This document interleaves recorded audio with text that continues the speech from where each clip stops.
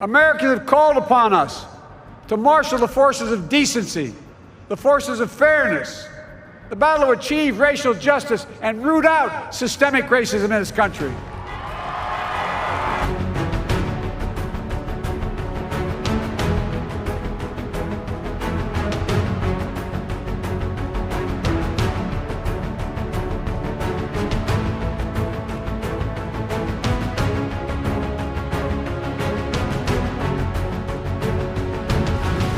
I said at the outset, I wanted to represent this campaign to represent and look like America.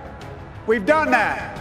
Now that's what I want the administration to look like and act like. For all those of you who voted for President Trump, I understand the disappointment tonight. I've lost a couple times myself, but now let's give each other a chance. It's time to put away the harsh rhetoric, lower the temperature, see each other again, listen to each other again. And to make progress, we have to stop treating our opponents as our enemies. They are not our enemies, they are Americans. I'm proud of the campaign we built and ran. I'm proud of the coalition we put together. The broadest and most diverse coalition in history.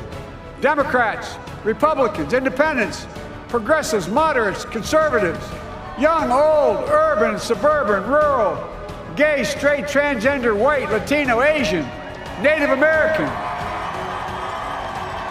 I mean it, especially for those moments, and especially for those moments when this campaign was at its lowest ebb.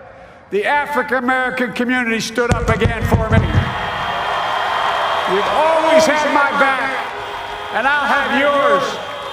Now this campaign is over. What is the will of the people? What is our mandate?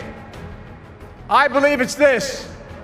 Americans have called upon us to marshal the forces of decency, the forces of fairness, to marshal the forces of science and the forces of hope in the great battles of our time. The battle to control the virus, the battle to build prosperity, the battle to secure your family's health care, the battle to achieve racial justice and root out systemic racism in this country, and the battle to save our planet by getting climate under control.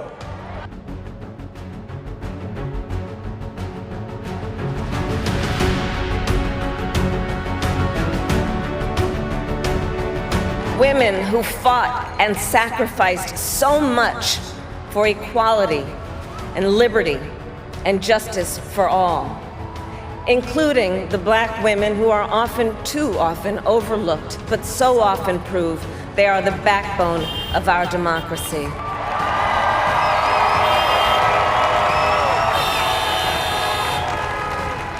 All the women who have worked to secure and protect the right to vote for over a century, 100 years ago with the 19th Amendment, 55 years ago with the Voting Rights Act, and now in 2020 with a new generation of women in our country who cast their ballots and continued the fight for their fundamental right to vote and be heard.